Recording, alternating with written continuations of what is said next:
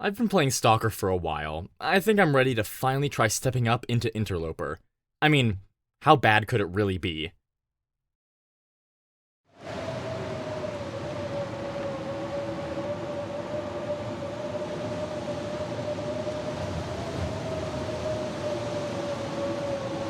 What the fuck? Does this look like you? Well, if it does, then never fear. Stick around to the end of this guide and you'll learn how to never have this happen to you ever again in the future. Hey everyone, and welcome back. Today we're going to focus on helping all of you level up your skills in the long dark and finally stop dying immediately when you click start on a new Interloper run. Before we get into it, I want to mention that there is so much that needs to be thought of at the same time when starting out in Interloper. So it was kind of hard to figure out how to structure this video and what order to put information in. I tried my best to get it to all make sense, and hopefully you guys don't have any trouble following it. The difficulty leap from Stalker to Interloper is no joke. Like, if Pilgrim is 2 out of 10 difficulty-wise, I would say that Voyager is a 4, Stalker is a 6, and then Interloper is a 10. You need to have good knowledge of the regions of the island, as well as general loot spawn locations, to even have a shot of surviving. It's pretty common for people to think that they're ready to move past Stalker, only to die within the first couple days of Interloper, over and over, and then just getting completely disheartened not knowing what to do. So today we're starting a new series on how to survive the different stages of Interloper. The series will be broken up into videos covering what I would consider to be the early, mid, and late game of Interloper, as well as a little tips and tricks video at the end of incredibly helpful gameplay habits for Interloper players. So, let's dive right in on how your survivor can get through the early game Interloper experience. Here's how I define early game Interloper. I would consider you to be in the early game if your survivor has yet to acquire both matches and a heavy hammer, and is relying on man-made food and hydration to stay alive. The first thing I want to shove into your brain is a couple of general rules of these early days of Interloper, and our goal. The first rule is don't stress about staying warm. You are going to be cold when you start, and without fire starters, it'll be an unrealistic goal to stay warm unless you're indoors. Second, you're gonna lose large chunks of condition. You don't have the supplies or time to have the luxury of resting for long amounts of time. And the cold will eat away at your condition. Just keep your eyes on the prize, and eventually you'll become stable enough to recover. And third, always keep moving. Until you have secured a box of matches and have decent food, you will not be able to afford to stay in one place. You need to keep moving to find enough supplies to keep your survivor alive. Your checkpoint to mark reaching the mid-game is acquiring matches and a heavy hammer, which is important because no hatchets, knives, firearms, or bows will spawn naturally on Interloper. So with those things in mind, let's hit that start button.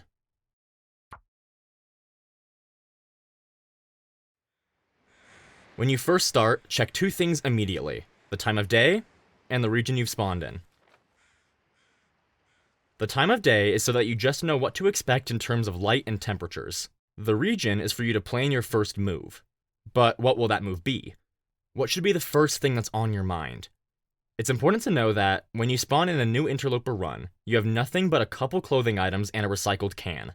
This means that you lack food, water, medicine, a bedroll, tools, self-defense methods, light sources. You get the idea. So your first action will be to get your bearings and find where you are within the region you spawned in. For example, our survivor here has spawned in Desolation Point. Seeing that I'm on an island near the water, and that the Lonely Lighthouse is right over there, I know that our survivor is on the little island. The next thing is to start going on a looting spree. With this spree, our goal is to gather as much as we can to fill all of our resource voids, but the most important things to find are matches and a heavy hammer.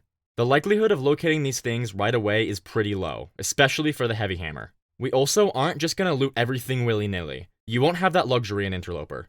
Instead, we can prioritize looting industrial locations to increase our odds of finding the heavy hammer and other high-value supplies like tools or light sources. You have to be careful though, because it is very cold, so you can't afford to be outside for long. But, at the same time, you don't have the supplies to be able to shelter and warm up. To handle this dilemma, we're gonna do a little dance with hypothermia and fatigue. Your survivor will start freezing very quickly, and they'll lose a lot of condition from that while you're trying to get them on their feet enough to recover. So, the sooner we get our survivor sufficient supplies to recover, the better. You also need to be able to move fast, sprinting as much as you can to minimize time freezing and also cover more ground faster. But all that sprinting will cause a lot of fatigue buildup, which can be bad because, without a bedroll, you'll have to rely on pre-existing beds to gain any rest. Is your head spinning yet? Mine is for sure. I mean, like, what the hell? We have to loot as much as we can, go fast to stay out of the cold, but I also can't stay inside because we have no resources, and sprinting is bad because of fatigue. How on earth do we handle all of that? Well, let me tell you what I do first, and then we can go over how it helps to balance out all of those challenges. Looking back at the map, our survivor has spawned at Little Island. Immediately, I plan out my route. Since Desolation Point is a dead-end region, I'm going to head for the deeper part of the region and then path outwards towards the transition into the next one. I'm going to run to the Riken, then Hibernia Processing. If I'm able to find a light source in either of those locations, then I'll head to the abandoned mine and then the church. Without a light source, it'll be very difficult to navigate the mine or find any of the loot sitting around. So if I can't find a light source, then I'll just head straight for the church after Hibernia Processing. After that, we loot the lighthouse and then head for the transition mine into Crumbling Highway. This route noticeably leaves out a lot of other loot spots, but this is intentional.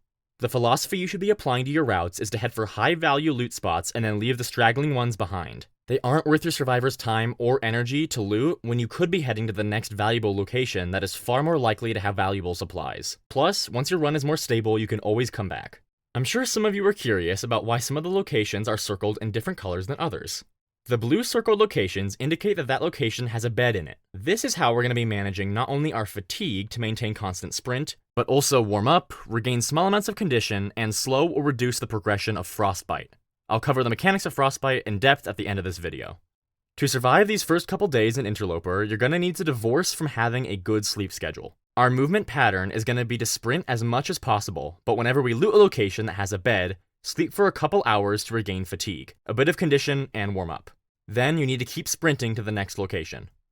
If you find enough food and water to be able to sleep through an entire night, then go for it, but otherwise, you'll keep continuing this pattern even through the night. The only reason you should ever stop is if there's a blizzard.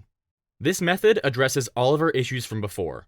It balances our time outdoors and indoors, keeps our survivor moving, provides a constant influx of resources, and it keeps their fatigue up while allowing for frequent sprinting. Just keep on doing this until you find some matches, and then the pattern will change a bit. Matches change the game up, providing more options for stability. You'll suddenly be able to make fires that you can use to warm up food, cook food, melt snow to create water, and of course, warm your survivor. You'll be able to start hunting small game with stones, or even herd deer into wolves and scare them off to get a huge influx of food from the venison.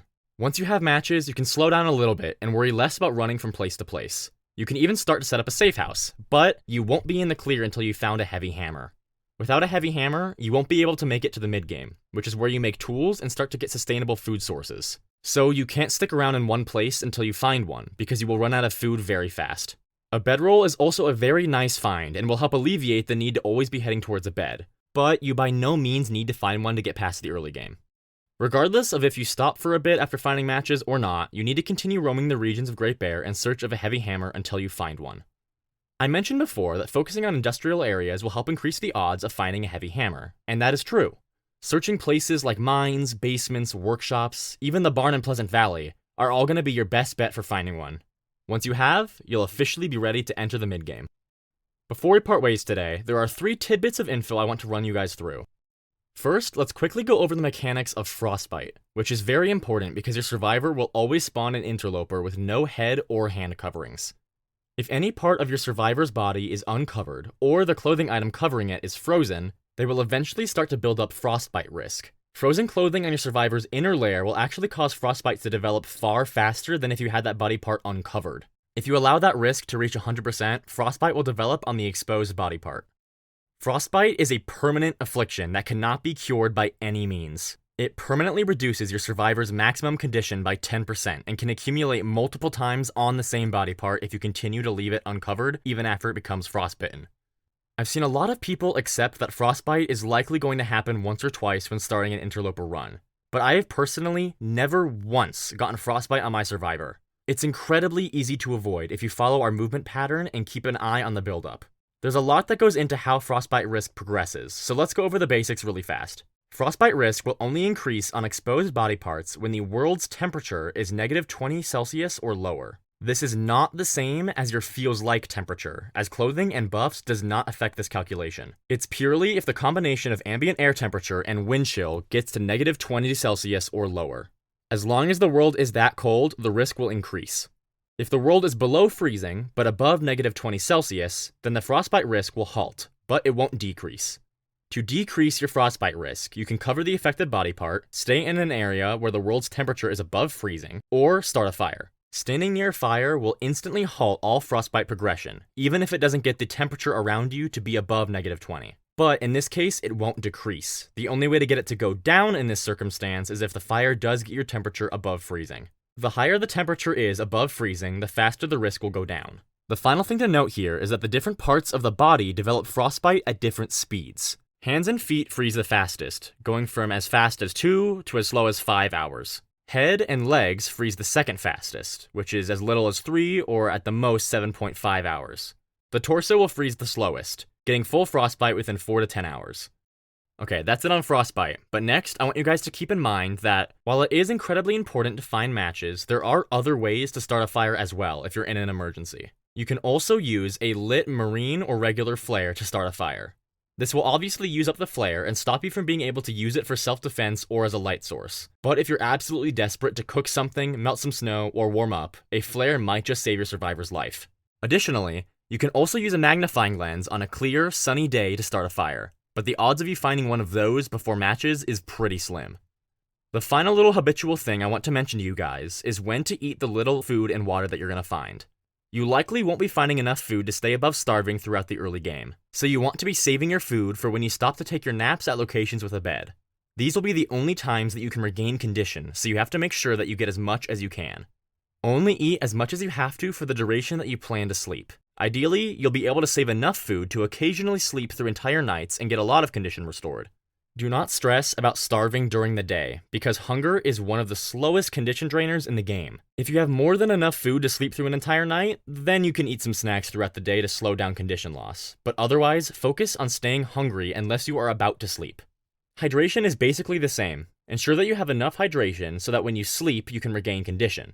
The main difference is that dehydration will drain your condition a good bit faster than hunger. Try to stay out of dehydration as much as possible, but if you have to choose between being dehydrated for a bit during the day or being dehydrated while you sleep, always choose to be dehydrated during the day and save the water for when you rest. That's it for today. Thank you all so much for watching. I hope this video was relatively easy to follow. There's a lot to consider when you start playing Interloper, and I did my best to try and formulate my thoughts in a way that's really easy to understand. If there's anything you want me to clarify on or go into more detail on, then let me know in the comments and I'll try to help you out. If you happen to like this video, then like the video. It helps out the channel a lot. A quick reminder that if you want to be watching gameplay from me, it's going to be up on the second channel that I have that's for gameplay specifically. I'll have the link to that down in the description. Additionally, if you want to support the channel more directly, then I do have memberships enabled. There's not a whole lot of perks right now, but I hope to be able to offer more to members in the future. You guys are amazing, I love you all, and I'll see you in the next one.